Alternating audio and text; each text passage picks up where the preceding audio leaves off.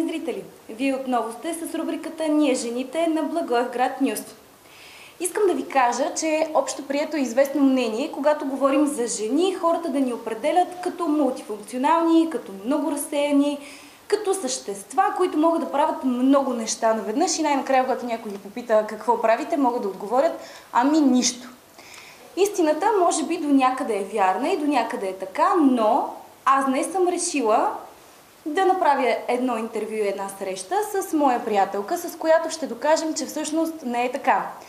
Скъпи приятели, дамата, с която ще ви срещна днес, е жена, за която съвсем не е непонятно какво значи дисциплина, как се носи униформа, как се работи в екип с мъже и как, когато си поел в една посока по пътя си, можеш тотално да я обърнеш и да поемеш в друга такава.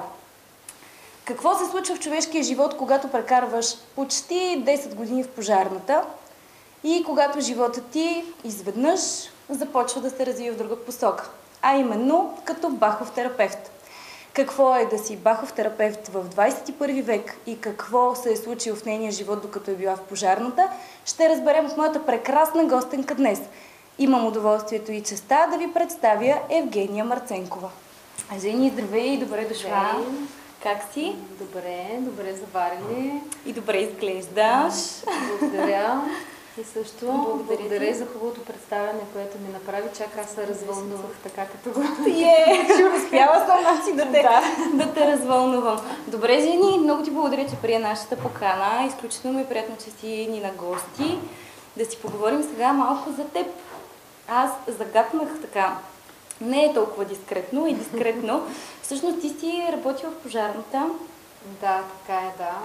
Разкажи ни за този етап от твоя живот. Напуснах преди, ще почна с напускането, преди 4 години. Жена отзад напред, добре?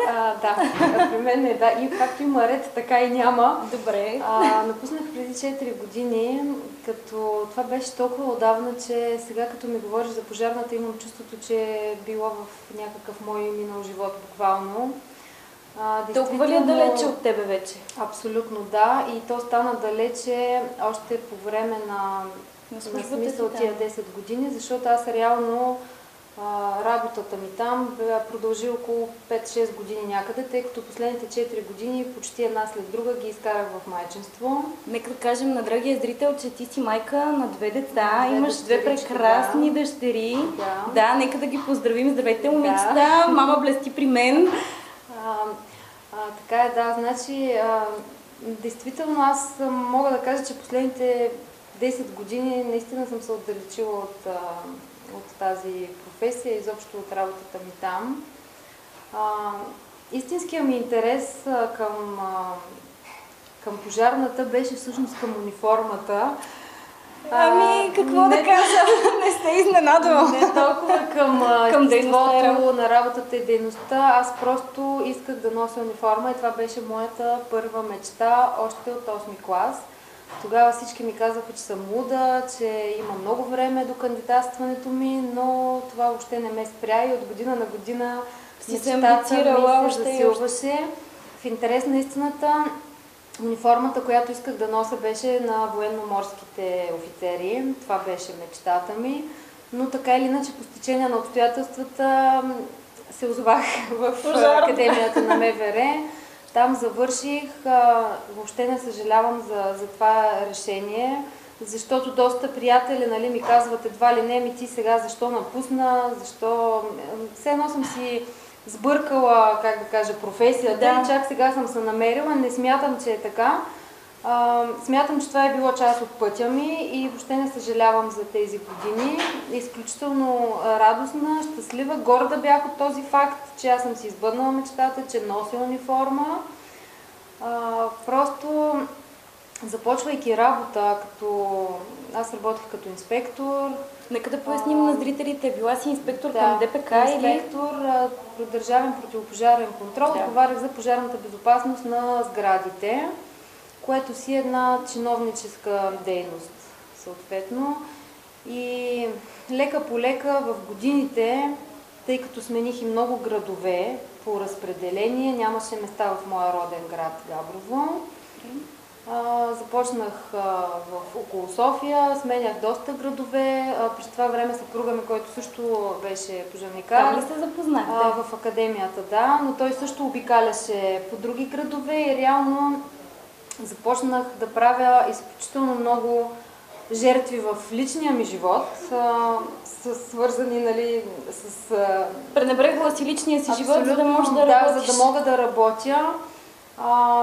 И това нещо, как да кажа, смисъл в годините някакси униформата започна да ми отеснява прекалено много. Не само на нормени килограми, ами по-скоро от текчение. Липсваше ми едно творчество в работата, което аз нося в себе си. И започнах лека по лека просто да виждам, че аз съм непълноценна в тази работа, защото на мен мисълта ми е на друго място. Тоест ти не си съсредоточена и мисълта ти не ми беше интересно, ходех по задължение. Просто започна да ми тежи това нещо. И някъде с първата ми бременност и раждането на първото дете, започна така все повече моето хоби, което си е от дете, нали, лечителските, здравословните интереси, просто всички тия неща започнаха да надделяват в мене и имах времето, когато бях майчинство, да им обърна повече внимание, да се посветя на повече четене, курсове, да ги развия тези неща и започваха от ден на ден да ми стават все по-интересни и по-интересни. И в един момент аз просто не знаех как ще се върна след майчинството и как ще продължа, нали, тази работа. При което някъде около 2 години и половина беше голямото ни дете. Чак тогава успя да се отвори място в Габрово и за двама ни и ни събраха на едно място. Вие през това време ние се гонихме и сте били разделени? Бяхме разделени винаги на разстояние около 100-150 км един от друг. Даже самата бременност, раждане премина по този начин. Ние нямахме... На колела, абсолютно, да, живота ни беше на колела.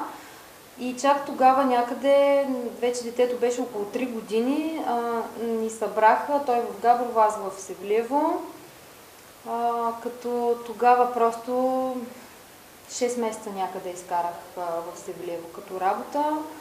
Изключително тежък и труден период беше за мене. Защо, Жени, мога ли да те попитам? Ами защото вече не бях за там. Защото просто вече чувствала не бях си се не на място, било ти е тясно май? Абсолютно, много тясно. Не бях нито за града. Аз от дете усещам, че не съм за Габрово и не искам да се връщам. Ти затова реално сега и не си там и си намерила посоката, която да те прави пълноценна и щастлива. И просто работата въобще вече не отговаряше някакси след майчинството, след като се бях посветила 2 години на моите си неща. Ми беше изключително трудно и тогава вече, нали, забременях и с второто дете. И в момента, в който излезнах второ майчето, аз вече категорично бях решила, че каквото и да става, аз няма да се връщаш в пожарната. А с втората ти бременност продължаваше ли да четеш още на тази тема и да се усъвършенстваш? Даже тогава започнах вече да посещавам курсове, професионални курсове. Тогава записах хомеопатия, баховите капки. Ще ни разкажеш след това какво представляват? Започнах да посещавам и онлайн, и на живо много семинари, психобиология, астрология, различни здравословни храни, психотерапия. Просто многообразна така гама от знания. И си трупала познания в рамките на не така кратък период от време. Напротив, имала си доста време да се ровиш и да четеш и да събираш информация. Някъде около 5 години, докато бях на работа, смисъл, аз си се водех в пожарната.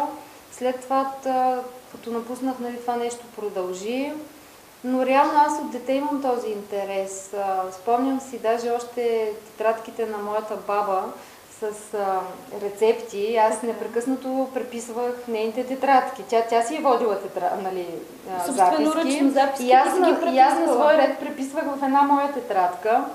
В скромната библиотека на майка ми там имаше повече романи, но се намърдваха няколко книги на Петър Димков, Билки. И аз четях, всичко поглъщах като информация Добре, да, Жени, още от дете си имала сигнали, че тези неща те влекат и че искаш да правиш това и най-накрая как надделя желанието да носиш униформа? Реално си затворила целият този потенциал и креативност, която ти носиш в себе си в една униформа. Как надделя? Какво се случи? Не бих казала, че съм го затворила. По-скоро сега си ги обяснявам нещата, откакто започнах да се занимавам с астрология. Отваряйки си хороскопа, разглеждайки си нещата, някак всичко ми дойде на мястото. Тоест да разбирам, че ти вярваш в това, че може би по някакъв начин ни е предначертано какво ще ни се случи и не точно Вселената си има, знае си работата или как? Не точно предначертано, по-скоро има определени заложби и определени потенциали, с които душата идва в нашето тяло. В това тяло. Тя самата душа си ги избира тези неща, които да изживее тук и какво да бъде. Въпросът е вече нашата свободна воля на личността. Какво ще й даде, доколко ще ги разгърне тия потенциали, доколко ще чуе гласа на своята душа. Доколко ще се вслушаш. Абсолютно. И при мене ги има и двете неща като заложени. Естествено, холистичните неща и лечителството са сякаш повече бих ги определила като мисия, но го има и има една звезда. Зрителите може би не са запознати, нали, чак толкова надълбоко с астрологията, но има една звезда, която я имам там в един точен съвпад в дома на кариерата, където всъщност тя отговаря за военните, за такова призвание, нали? И всъщност, как да кажа, аз съм си минала по пътя и мисля, че и двете са ми били като заложба. И може би ми е трябвал този период от време, за да си намеря точно начините с смисъл лечението, холистичните методи, защото те са много методи, да си намеря точно моите методи, да се подготвя за тях, защото доста хора съм чувала, нали, да ми казват защо не записа медицина, защо отида в пожарната. Защото, примерно, медицината, традиционната медицина не е била моето нещо, не е бил моя път. И тогава никога не ме е влечало това нещо. Нали. Просто е трябвало, може би, да си мина през пожарната, през всичките тези опитности, за да си дойде времето да се разгърне пък другото. Нали. Така го разсъждавам аз, че просто за всяко нещо на тази земя си има време и когато му дойде, то се случва. Петър, къде е, така се казва съпругът ти, да поясним на хората. Петър, как реагираше на всички твои желания, мисли, неща, които те интересуват? Доколкото аз го познавам, тъй като имам честта да ви познавам и двамата, е бил така подкрепил те. Той е изключително широко скроена личност, който го познава, знае.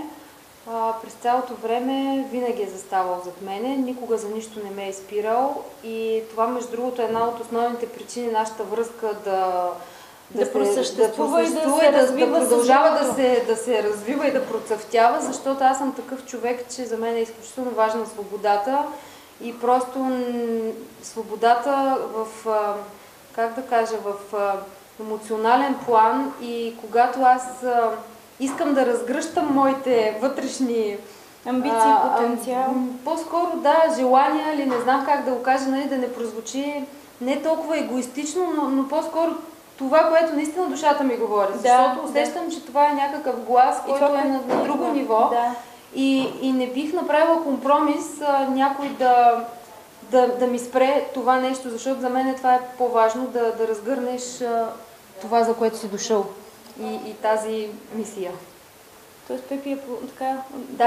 винаги ме е подкрепял, винаги е бил никога за нищо не е заставал, нали, срещу мене, така че в негово лице действително имам една огромна помощ.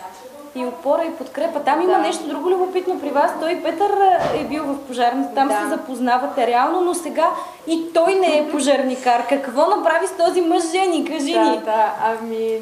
Не е причината. В смисъл, не съм причината аз. И той да не е така ще кажеш. В интерес, наистина, той също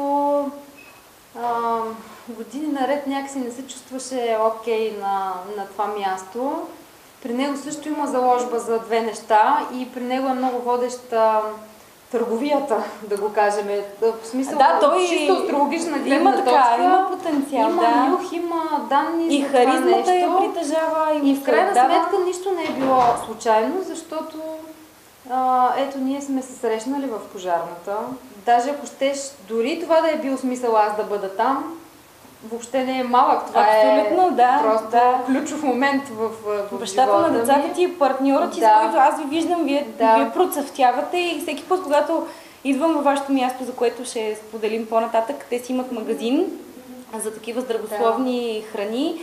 Та всеки път, когато аз отивам там и се чувствам толкова добре и ви виждам как вие наистина сте като, не знам, просто сте се напаснали. И някак смисъл той в момента пак продължава да се занимава, нали, с тази дейност, но под друга форма, така, да го кажем, в която успява да комбинира и другата си страст, търговията. Да. И някак си се случи така много интересно, че първо той подкрепи мен. Аз излезнах от пожарната, започнах моята дейност, някак си станах по-стабилна и уверена. След това аз на свой ред подкрепих него, за да започне той своите неща. И така, в крайна сметка, да, и двамата сме вече в частния сектор. Да. Но мога да кажа, че в момента горя много повече, отколкото когато съм била огнено момиче. Жени, на какво те научи пожарната? Ами, на какво ме научи? Аз мисля, че си бях научена, да ти кажа честно, като един типичен представител на тази студена зодия Козирог. Си бях научена от дете на дисциплина, на ред, на отговорност. В интерес на истината там ги доразвих и не бих казала, че нещо съм взела. По-скоро давала ми е сигурност в годините,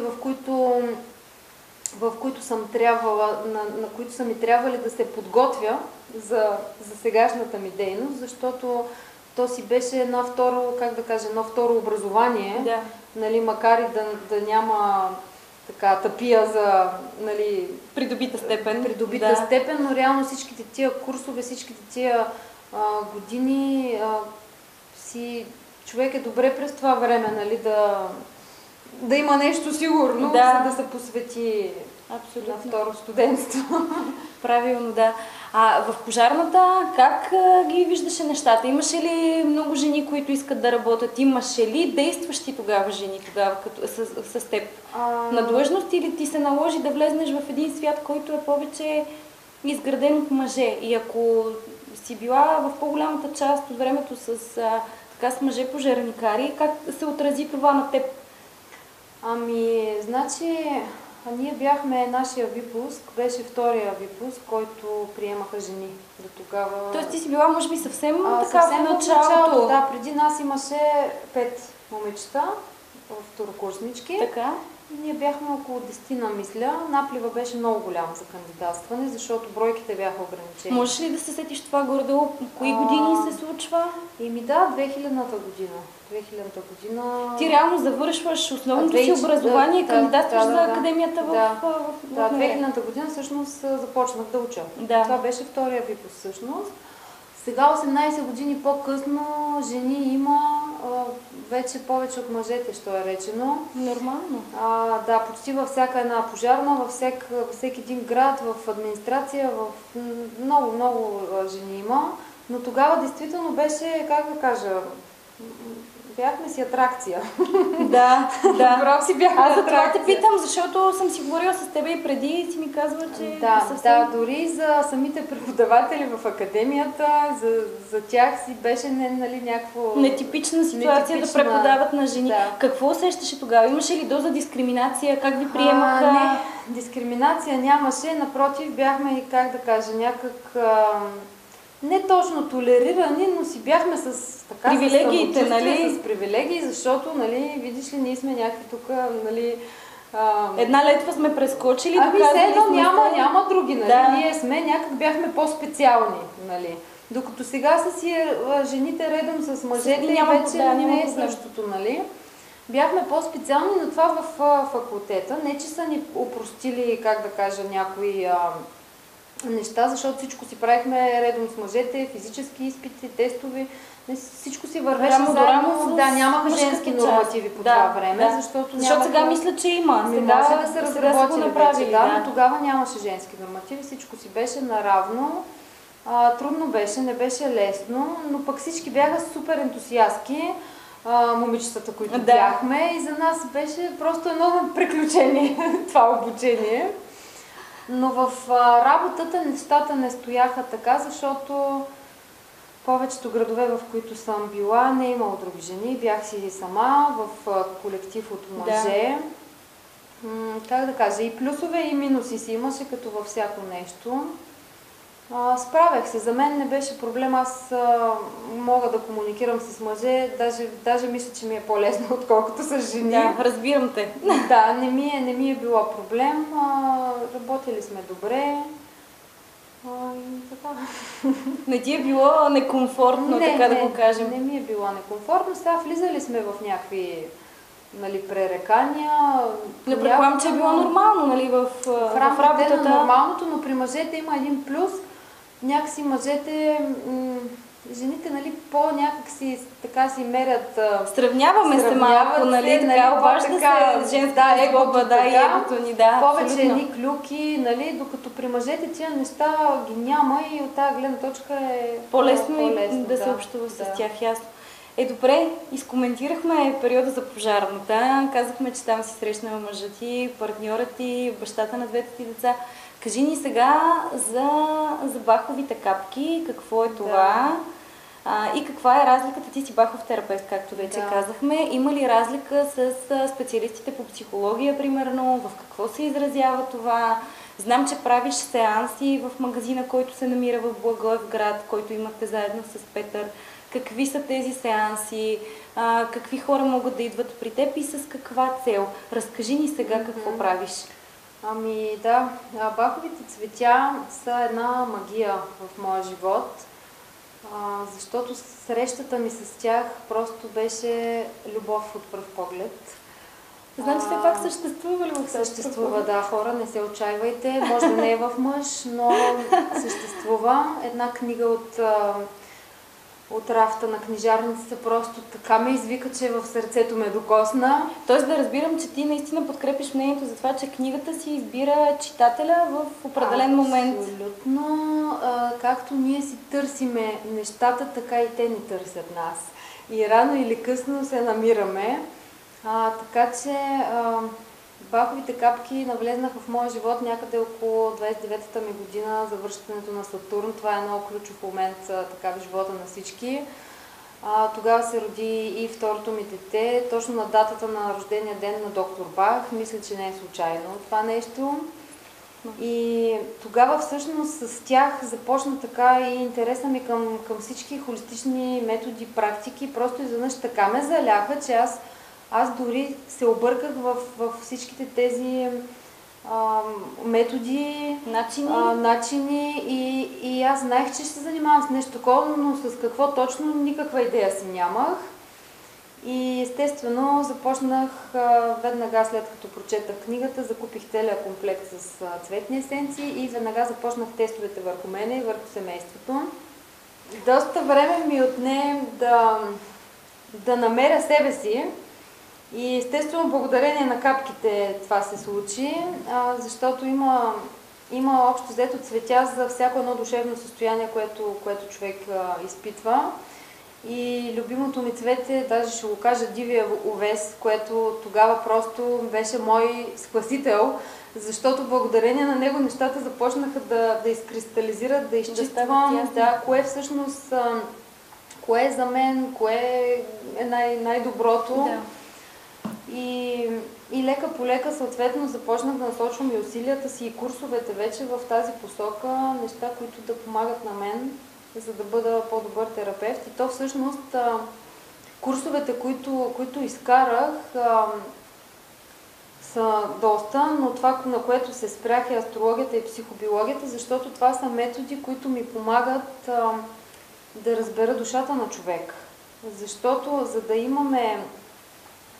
имаме Но то всъщност трябваше първо, да. Сега ще обясня първо за цветните есенции. Да, добре. Какво представляват цветните есенции? Че това са енергийни разтвори от цветовете на растенията. Така. Те въздействат на принципа на вибрацията, като буквално обливат нашата аура, нашите финни тела и променят емоционалната ни настройка, душевното ни състояние, негативните ни емоции към хармонични. Те балансират личността, свързват ни с нашата душа. Започваме да чуваме по-добре гласът на сърцето си, за който говоря.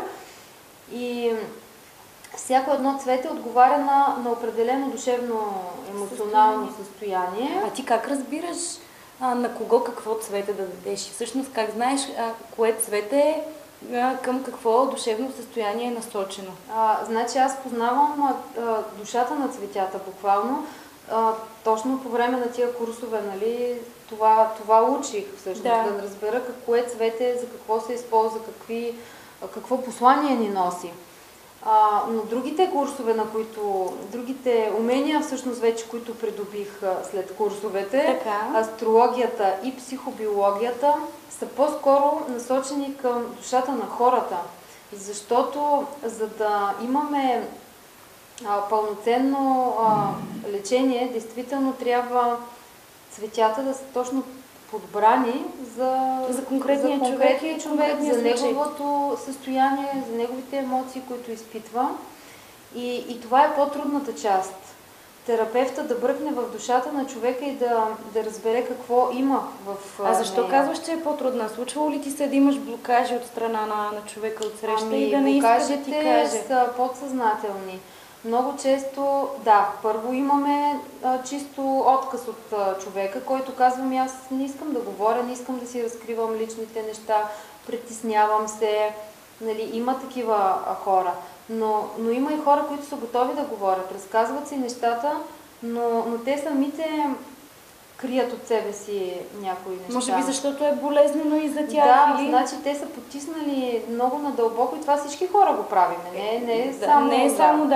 Това си е при всички хора. Болезнените, негативните емоции винаги се изтласкват от съзнанието навътре към подсъзнанието, за да не ти пречат на ежедневния живот. И човек си мисли, че ги е забравил, той си мисли, че едва ли не ги е преодолял, че ги е преодолял, но травмата вътре стои.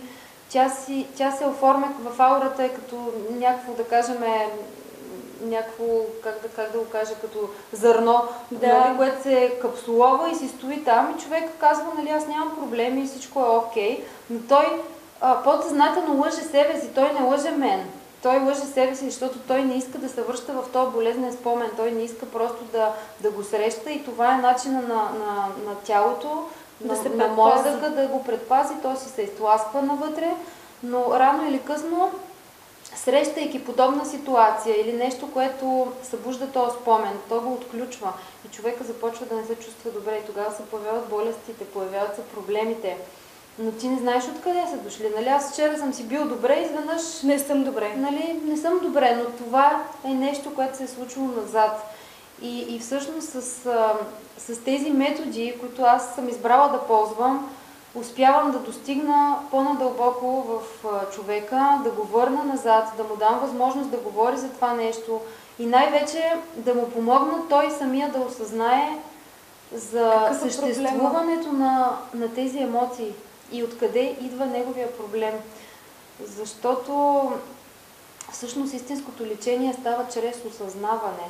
Аз не мога да излекувам никой, единствено може човека да го направи. И никой не може да го излекува човека. Нали? Ако той самия не го позволи да го направи сам за себе си, така ли? Човек трябва само той може да излекува себе си. И само той може да направи нещата за него. Терапевтите са хора, които просто помагат на останалите да видят тези неща и да си помогнат, нали, самите хора да си помогнат. Никой нищо не може да направи за другия, ако той не желае, ако той отказва. И всъщност за това са тези инструменти, които ползвам, нали, защото астрологията е много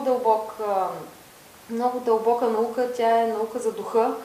И това, което в началото, нали, говорихме, че е някак предначертано, не точно като писано, нали, както така, писано ти е това и това. И по-скоро човек се ражда с определени заложби, с определени качества и от него зависи той до каква степен ще ги развие, в какво проявление ще ги насочи, дори и за характера, нали, смисъл, дадения характер е склонен към отключване на определени болести. Нали, в така гледна точка може да се каже, че ние пак се раждаме с някаква предопределеност, но това не значи, че трябва задължително да се случи или че се случи по точно този начин. Всичко зависи вече ние как ще го... Нашата воля дали ще ни позволи да развием това, което... ние как ще го разгърнем, нашите убеждения, нашите мисли и вярвания, това са най-важните неща за разгръщането всъщност на едни заложби. Жени, много се изкушавам да ти задам един въпрос, защото те слушам със страхотен интерес. Ти говориш за това, че си имаме мисия. Да. И не мога да не те попитам какъв според тебе е смисъла на живота. Много се изкуших да ти го задам този въпрос. И в интерес на истината, ако някой ти отговори точно на този въпрос, ще те излъже със сигурност, защото все още точен отговор няма. Смисълът за всеки е различен. А за теб какъв е? За мен смисъла на живота, аз доста време съм си задавала този въпрос. Коя съм аз, кой съм аз, Аз мисля, че всички от нас си ги задаваме тези въпроси. Ти като терапевт, какво ще кажеш? Възможно е, всички да си ги задаваме. Аз не мисля, че смисъл е в това какво си постигнал, в това колко деца си родил, каква къща си изградил, нали, изобщо в материалните неща. Поне за мен смисълът не е там. За мен най-важният смисъл е човек да чуе гласа на душата си. Слизайки тук в това тяло, той да възвърне тази връзка и там откъдето идва. И смятам, че най-важният смисъл е моя, пак казвам, защото за всеки е различен. Да възстановиш тази връзка. Наистина ли е трудно да се възстанови тази връзка? Какво ни пречи всъщност да сме свързани с душата си? Ти имаш опит, аз знам, че идват хора при теб. Аз също съм взимала от теб баховите капки преди няколко години, си спомням, но какво наблюдаваш ти като специализиране? Не мисля, че е трудно, но по-скоро някак си човек... Страхуваме ли се? Не може да преодолеем страха ли? Мисля си, че хората някак си влизат много вземат много насериозно живота и това ни пречи. И аз така смятам. Да, това ни пречи, влизайки много в материята, заигравайки се много. Ако гледаме на нещата като на такива, каквито те са в действителност, ние също сме едни актьори на Земята, които влизаме в някакво тяло, вземаме някаква роля, идваме, вършиме някакви неща, учиме. И то тази роля се сменя постоянно. Тя не е една. Социалната ни роля е много различна във всеки аспект от деня ни дори. Цялото време. Ако ние играем този живот, както го играят актьорите в театъра, смятам, че ще ни бъде много по-лесно и много по-лесно ще чуваме нашата душа, защото тя непрекъснато комуникира с нас, тя непрекъснато ни дава сигнали. И знаци някакви най-вероятно. Ние си мислиме, нашето его, нали, че ние сме хората, които всичко зависи, ние ще определим, ние ще нагласиме нещата, кое, как ще, що ще. И по този начин сами отрязваме връзките си с нея.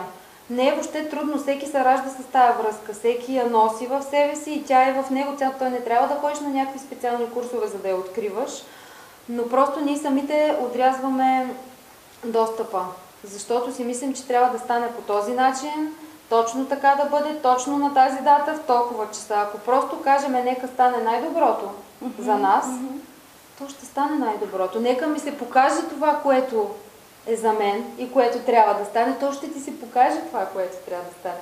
Но ти трябва да дадеш възможност на този глас да го чуеш. И при мене точно проговори смисъл такъв, когато пак се връщам, нали, на пожарната, аз вече вътре в себе си го усещах, че че трябва да се махна, че трябва имам друга мисия, че трябва да поема по друга посока. Тоест усещала си нещо вътре, което ти говори, че ще има някаква промяна, Абсолютно, че нещо ще се... да, аз усещах, че това вече не е моя живот, не е моя път, аз имам друг път. Но не знаех този път как ще стане, как ще го направя и просто тогава по това време не съм и мислила, нали, кое е най-доброто и как да го направя. Оставих го и си казах, нали, когато трябва, то ще се случи. То е вътре в мен. Тези неща и тези интереси, които аз имам, те няма къде да излезнат. Те рано или късно ще се проявят. И точно тогава, когато бях стигнала до там, че сме в Габрово двамата събрани заедно, няколко месеца по-късно съдбата, Вселената така ги нареди нещата, че ние се преместихме в Благоевград. Като работа се предложи в пожарната само на моя мъж, на мене не. И всички казваха, че това въобще не е оферта, нали, че едва ли не, това не е добър шанс. Нали, ние вече имахме сигурна работа, имахме къща, имахме деца, всичко. Установени сте. Всичко си беше подредено, както нали, нормалният човек се старае да си подреди живота. Реално ние го бяхме наредили по този начин. Но това въобще не ми носеше някакво удовлетворение, нали, че материално съм си осигурила нещата. И тогава, когато му предложиха на него работа, в нашия град, в Благоевград, аз го приех като невероятен знак, че аз трябва да напусна. Значи вече е дошло времето. Да се махнеш. Даже много хората даже не знаят, сега ще разберат и близките ми дори, че това всъщност беше повода. Всъщност аз пред тях го представих, че това е повода да напусна, защото нали, за мен няма работа в Благоевград, но не беше това повода. Аз го бях решила много отдавна. Това беше знакът, просто който чаках. Така че такива знаци има ежедневно. И сигурно си ги чувала и ти, и си ги усещала. Да, аз също смятам, че има такива знаци. По-скоро си задавам въпроса, защо не си позволяваме да... Защото много силно го искаш. Наумил си нещо, решил си, че трябва да бъде така, обаче то не става.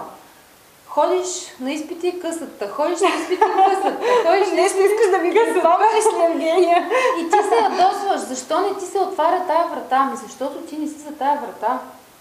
Това е знака. И след 5-10 години, когато ти намериш твоето призвание, разгърнеш своята кариера, вече не чукаш на тая врата. Ти се връщаш назад и казваш, Боже, това съм, примерно, защо съм ходила, нали? Защо съм напъвала да кажем това нещо, като то не е за мен? Не е моето нещо. Но ти го виждаш след години. Нали, когато си наумил нещо, нали, това е вече нали, личността, тя си решава, защото това ти е свободната воля, ти имаш воля. Да. Никой не може да ти я спре. Но всъщност там нещата не се случват, защото душата едва ли не ти казва, не, няма ти отвориме тая врата. Защото не е твоята врата. Защото има друга врата, която те чака. Да.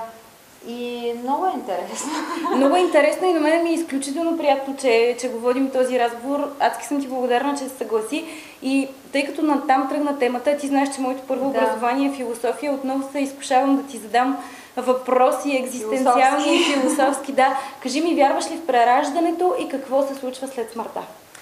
Да, вярвам абсолютно в прераждането. Даже по последните теории времето не съществува като такова линейно, както ние тук го определяме и го смятаме. Да.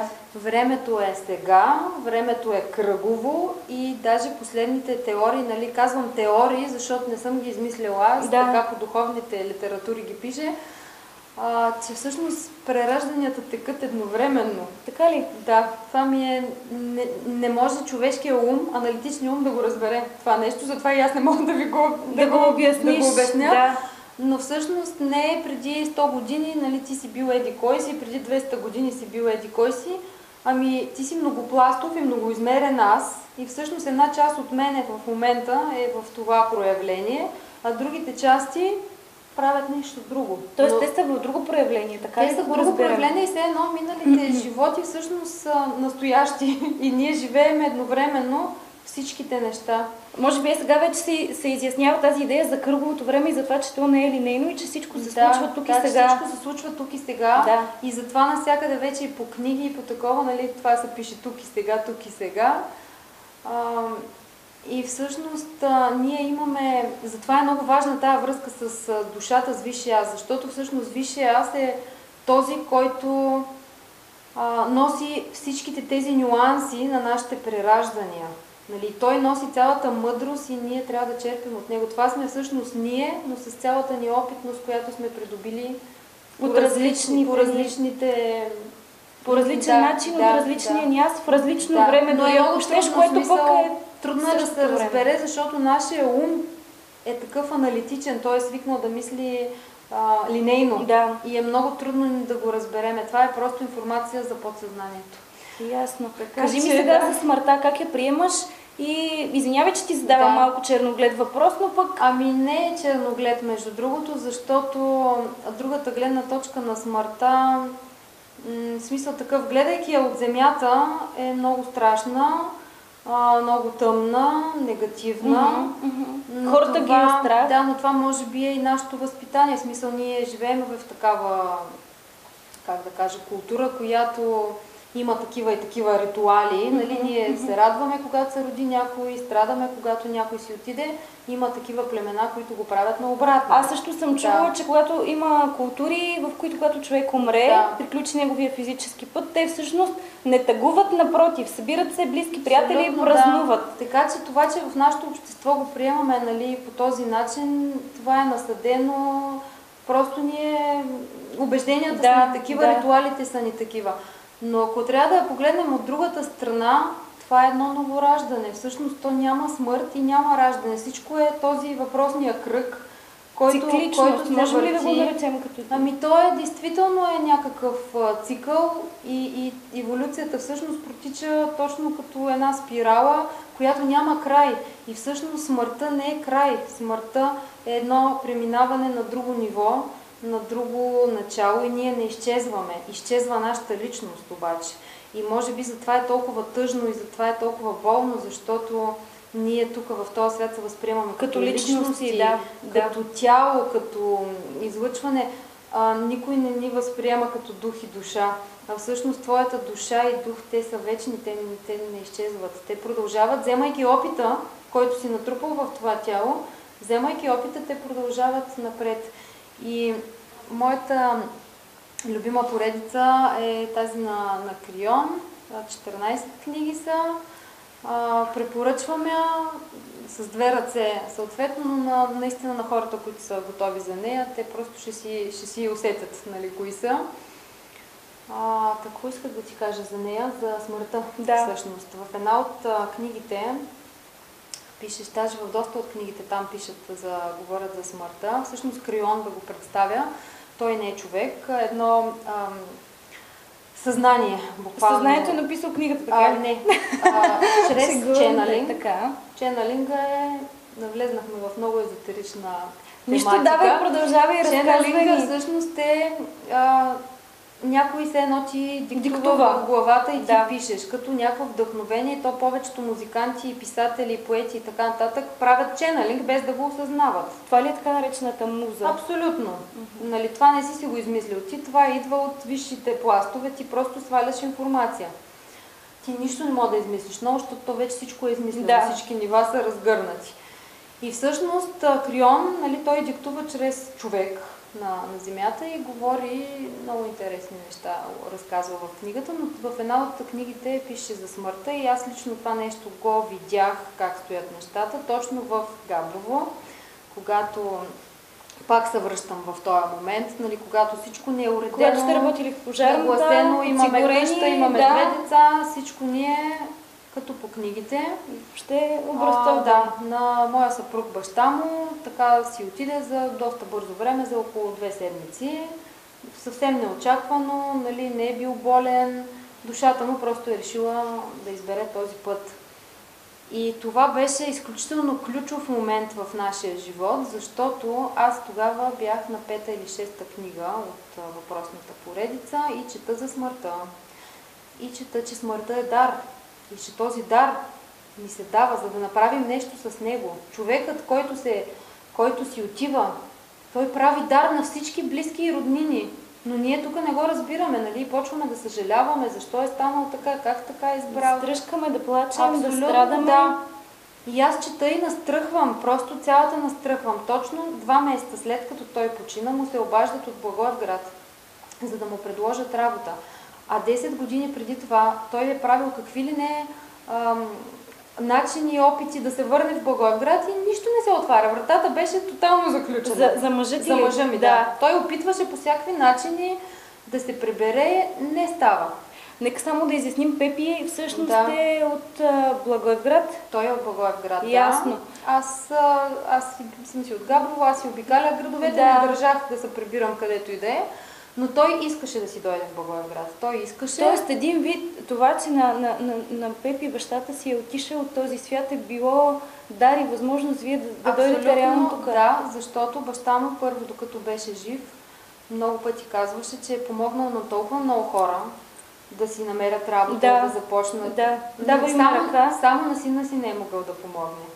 Жени, аз наистина настръхвам сега, като сте така. В момента, в който той си отиде, след 2 месеца се отваря възможност той да дойде в Благоевград.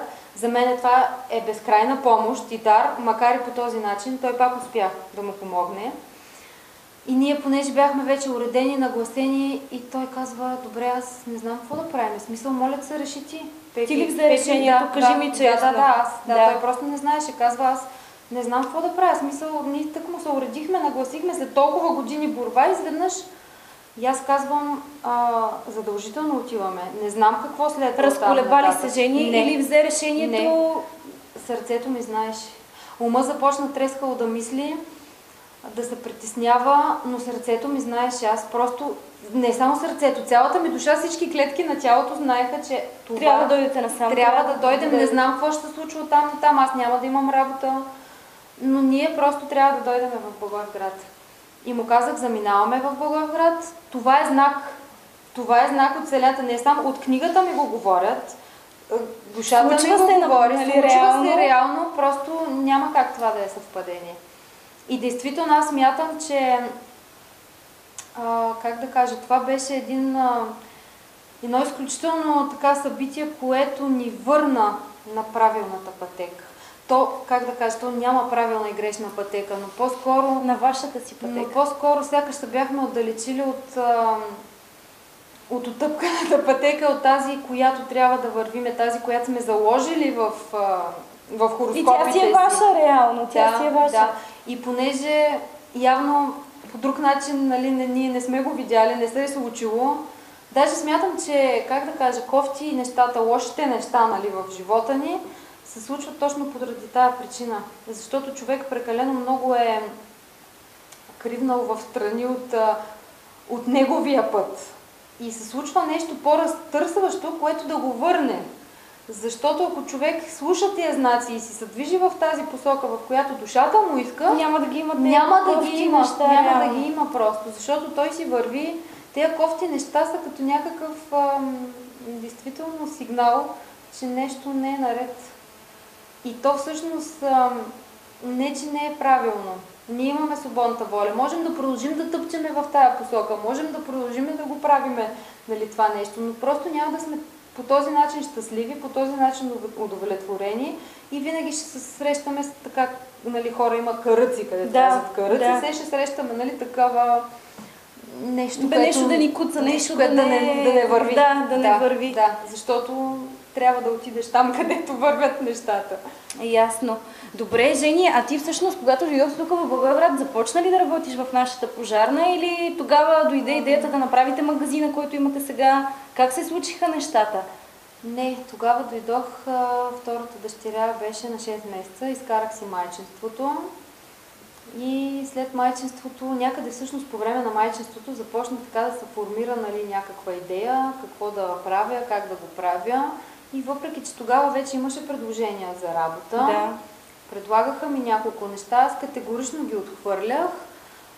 Тогава може би се намеси вече и Пепи, защото аз търсех мисията си през този период, нали, и някакси пишех непрекъснато списъци, какво мога да правя най-добре, какво обичам най-много и с какво трябва да се занимавам всъщност. И специално за магазина винаги ми излизаха, нали, две неща. Аз много обичам да подреждам и много обичам здравословни продукти, ама не само храни. Да, всякакви видове продукти обичам да ги подреждам, да чета за тях. Аз знам, нали, смисъл информация многостранна така събирах. И той казва, тогава, нали, ми така, като ти гледам списъците, нали, нещата, това е само един биомагазин. Така като може би се обадила и неговата търговия, защото аз никога, аз реално никога не съм имала интерес към самото продаване, нали, като търговия. Аз просто исках здравословните стоки, да ги описвам, да ги подреждам, да говоря за тях, да ги обяснявам. И между другото се получи изключителна комбинация, защото сега, откакто е напуснал, той си продава с такова сърце и душа и клиентите го виждат това нещо. Докато аз съм малко по-зад кадър специално в магазина, защото аз обичам да реда, да ги получавам, да ги описвам. Сега и сайт направих, нали, почти сама си го направих целия сайт. И просто за мен това е, нали, много голямо удоволствие и се допълнихме перфектно. Двамата. Жени, говорим си, изключително ми е приятно. Знаем, че имаш две дъщери и не мога да не те запитам на какво ги възпитаваш. Те вече са големи, аз ги виждам в магазина. Казвала си ми за едната, че е така, обича да се конти, обича тези неща, харесва ти. Но как общуваш ти с твоите си деца и на какво се опитваш да ги научиш? Да, големи, властната майка ли си, или си тази, която е приятелката? Не, в никакъв случай властна майка. Значи Козирога го дават по принцип така студена майка, нали? Но аз пък имам много силна луна, което е компенсация, да го кажем, нали, на грижовността. В интерес на истината, последните, този магазина всъщност е от трета година, нали? Последните 3 години малко, как да кажа, леко ги грижите за тях, нали, поизостават, защото просто имаше много ангажименти покрай създаването и поддържането на магазина, но пък за сметка на това активно участват и те от малки, не знам колко им е приятно, но активно участват в магазина, всеки ден си играят на продавачи, на търговци. Взимат от баща си вече така умения. Да, вземат, научили са цветята, научили са, там и понеже аз с едни картички работя с цветята, раздават си ги, четат си ги. Много, надявам се, че им е интересно на децата, но то по принцип, като си дете, смисъл, всичко ти е интересно и в каквато и среда да се озовеш, ти без да искаш попиваш от родителите си. Ами на какво ги учат децата? Реално идват научени. В момента на Земята слизат изключително мъдри души, много по-мъдри от нас. И това е факт. Аз говоря с тях като с възрастен човек. Виждам, че изключително разбират всичко. Не можеш децата да ги научиш на нищо, освен на навици и на вноски, защото те попиват реално от теб, нали? Това, което ти носиш като качества, като убеждения, като характеристики. И честно казвам, ти няма как да ги научиш на нещо по-различно от това, което си ти. Въпреки че всеки си носи различни определени, нали, заложби, по-скоро ние се учиме от тях. И както каза ти, да, малката, например, ми внася една мекота и ме учи на неща, които, примерно, аз нямам като характеристики. Голямата пък на други неща, смисъл, интересно. Различни ли са двете? Кажи сега на колко са години, вече са на училище? Да, голямата ще стане сега на Екатерина, се казва. На 10 години ще стане сега април месец. Малката е Елена. Екатерина и Елена, между другото, много красиви имена. Не знам кой ги е избирал, но са много красиви и много интересни. И всъщност и двете носят моята буква, излиза, че съм си ги кръстила на мен, обаче не е така. За голямата всъщност имахме име, комбинация действително между моята буква и на Пепи, майка му, докато малката я сънувах. Тя ми се просто, аз мислех, че ще е момче, защото не ходих на екографи, не съм я гледала, не знаех какъв е пола. Умишлено ли не ходи? Да, умишлено. И мислех, че ще е момче. И просто корема беше по-различен, по-голям и така си бях решила. И няколко, 2-3 дена преди да я родя, ми се яви един огромен елен, така с едни големи рога. и ме погледна в очите и каза: аз съм предвестник на момиче, ще я кръстиш на мен. При което се събуждам и казвам: край. Нали? Още една дъщеря. Забравете за момчето, Елена ще се казва. И така се случи, нали, че всичките сме съсе. Сега. Да, ясно. А вкъщи какво обичаш да им приготвяш? Ти си фен на здравословните продукти. Какво обичаш да си хапват? Ами те в интерес на истината всичко си хапват моите деца. Нямаме проблеми с храненето, нямаме проблеми. А Пепи? И той сигурно. И той, да, нямаме проблеми с това нещо. Всички се хранят добре. Приготвяме си, стига да имам повече време, че напоследък наистина времето е много така. Но си приготвяме различни така и смутита, и здравословни десертчета и радвам се, че ядат наистина всичко, защото много деца са и злояди, идват при мен много такива злояди деца, които родителите се чудат, нали, как да ги извържат, нито плодове ядат, нито нещо по-здравословно, с това нещо, нали, няма късметли и къси знаци. Да. Жени, спортуваш ли? Ами, спорта по принцип не ми е силната страна. Но знам, че правиш йога. Да, ще си го призная в ефир, че не ми е силната страна, въпреки че всички, които ме познават, знаят.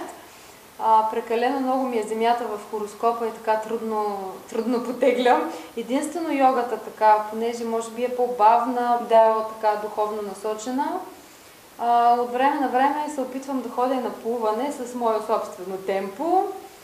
И това е всички такива силни спортове. Ходя много пеша. Това е което така по-лекички, по-лежерни неща. В фитнес залата ми е много трудно така, ти е, нали? Да. А съпруга ти, как е със спорта? Ами ще си го питаш него, като го поканиш. Да, надявам се да се съгласи да ми откликне на поканата, както ти направи. Мисля, че ще дойде, да. Добре. Жени, какво наблюдаваш имала си възможност да натрупаш информация, да живееш по различни начини, доста различни. Знаеш, че рубриката ни е посветена за успелите жени в Благоевград. Какво наблюдаваш ти у младите момичета? Какво виждаш? Особено сега с магазина, с това, което правиш, мисля, че срещаш почти всякакви хора. Без значение дали ще дойдат да си направят, как се казва, сеанс ли е правилно да кажа при теб? Какво правиш? По-скоро е консултация. Консултацията всъщност е разговор. Както сега си говорим с тебе, но разговор е повече насочен към проблемите на клиента, за да може да му помогнеш и да подберете реално. Да, всъщност той да разбере, той да достигне до емоциите, които изпитва, до проблема, който има, и аз да му подбера най-точните цветя, които са. Те са всъщност, могат да се направят комбинация от няколко вида цветя. Така че да отговарят за конкретния човек. На този разговор. Сеансът по-скоро е на енергийна някаква намеса. Нали, има такива терапевти, които работят с енергия. Моето е по-скоро разговор чрез осъзнаване. В смисъл, стигаме до някакви осъзнавания и някакви насоки. В смисъл, клиента да каже: вау, разбрах, нали, защо ми е тази болест, защо ми е този проблем, защото аз правя еди какво си, нали, еди как си. И оттам нататък съответно да му помогнеш той да промени този модел на мислене, на живот и така нататък, и да поеме в някаква друга посока, която той желая, но не успява. Помагаш му да си намери правилната посока. Да се върнем на въпроса. И като клиенти, и като хора, които идват на консултация, освен това ти си родител, предполагам, ходиш по родителски срещи, имаш и две момиченца. Кажи ми, какво наблюдаваш в нашия град, у Благоевградската жена, или хайде тук в околията, както прецениш? Какво виждаш? Ще ти кажа, не е нещо в смисъл по-различно, отколкото в другите градове и в другите среди. Различни жени виждам. В смисъл, не са някакви определени типажи. Да.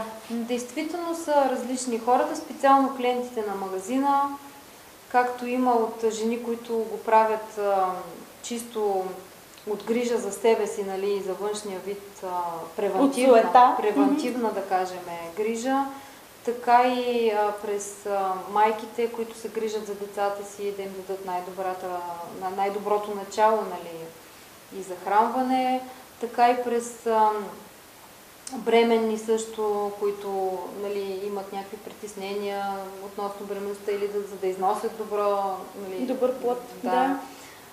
Много хора има, които вече са с проблеми. В смисъл, много такива клиенти, които го правят по задължение. В смисъл, вече трябва да се вземе решение на проблема. Диета, трябва да пия добавки или трябва вече да се лекувам, защото виждам, че нещата не са окей и медицината не ми е помогнала. Различни са действително групите, които идват. Имаме и малки деца вече клиенти, които майките, нали, ги пращат да си вземат здравословни близалки, здравословни там гризинки. Да.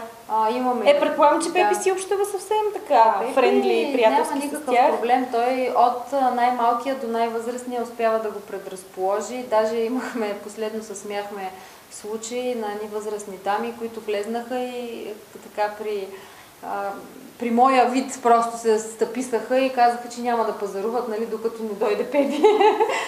Пепи, да, ето, че... какво се случва? Сега му набираме фенки. Пепи, така ли стана?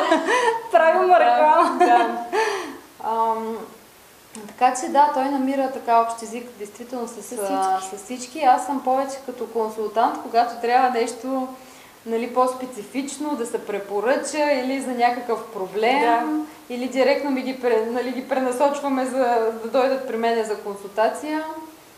И общо взето така справяме. Напасвате се. Добре, Жени, кажи ми тебе какво те мотивира всеки ден да правиш това, което правиш? Освен факта, че си намерила попрището и това е нещото, което те кара да се чувстваш щастлива. И ми разкажи вече на края на нашия разговор как започва твоя ден. Моят ден като един козирог започва по един и същи начин. Ставаш рано или си да спиваш до по-късно? Значи, по принцип, винаги когато имам възможност, държа да си се наспя. Да, никога не бързам да ставам рано, но когато имам възможност, нали, не всеки път да се случва. За мен е важно това, нали, да си се наспала. Да имам нужда от повече сън. По принцип съм такъв човек и гледам, нали, да си го набавяш. Да си слушам, нали, тялото. Един и същ горе-долу така как да кажем, ми започва деня. Просто то предполагам, че и при повечето хора закусваш ли, не закусваш ли? Значи закуската много отдавна не закусвам. Още от студентските години спрях закуската. Сега чета тук вече и други мнения, нали, че пък е по-правилно да се закусва. Общо взето гледам да не влизам вече в мненията на различните специалисти, защото както можеш да срещнеш за едно нещо, нали, плюсове, така и минуси, гледам да чуя моето тяло всъщност, от какво има нужда. Какво говорим, не знам навик ли е какво е, но така съм свикнала. Не, че е изключено някои дни, когато усетя, че имам нужда да хапна.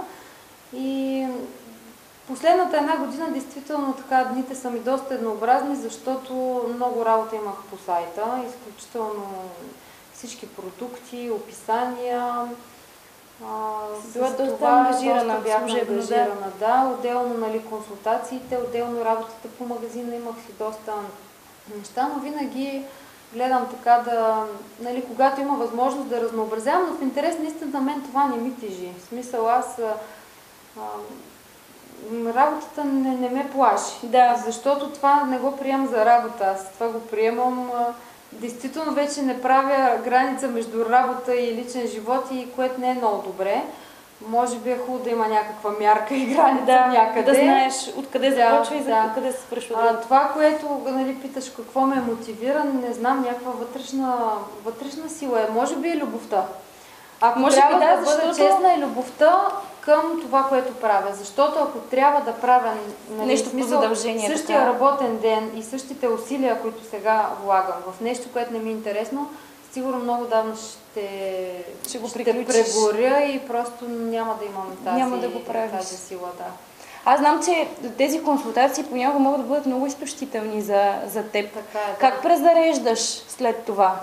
Направил ли си някаква схема, по която да приемаш клиенти? Схемата е капките. Капките. Моята схема за всичко са капките. Действително, какъвто и проблем да имам, каквото и да се случва, аз най-много се допитвам, смисъл не, че се допитвам, най-много разчитам на тях, винаги са ми помагали. Не, че не се случва, нали, някога да опреш нали, до чужда помощ, да. но в доста ситуации успявам да се справя, нали, както са за мен, за семейството, благодарение на тях. Има такива есенции, които изчистват от негативни енергии, които предпазват нашата аура и се старая, нали, когато има такъв момент да ги ползвам. Да. Защото действително е, че има тежки моменти с така по-негативна енергия и те хората не са виновни за това, те просто са... Да, те са дошли да си поискат помощта. Добре, Жени, последният ми въпрос към теб е, можеш ли да определиш от какви капки се нуждае човека, без кой знае каква консултация? Примерно сега, като си говорим с теб, можеш да кажеш, аз да речем от какви капки имам нужда и изобщо имам ли някаква нужда? Да, в последните години това нещо стана, някакси го развих действително като дарба. Да усещаш. В началото не можех, не. В началото ми трябваше цялата информация, всичко. За всичко да прецениш, А сега действително, защото много хора не искат да говорят така надълго и на широко, или примерно на крак казват, нали, 5 симптома. Някакси това нещо започнах да го правя, действително. Усет. Наистина се разви се някакъв усет. Имало е моменти, в които хората ми подават една информация устно, аз усещам обаче друго. Да, за това те питам, защото ти сигурно на енергийно ниво ще усетиш. И вече трябваше ми известно време да се науча да я слушам тая интуиция, нали, да не е разума каквото е казала ми усета, защото цветята са изключително финни и там е много важна вибрацията и усета. Така че вече мога да кажа, че справям се и го правя това нещо.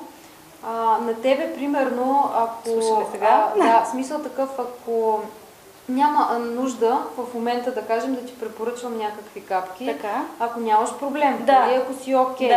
Единствено, може да кажем, да ти се препоръча някаква, като конституционално такова, което е най-близо като типаж, но пак много е важно в момента да имаш някакъв проблем, оплакване или да искаш да работиш върху някаква тематика.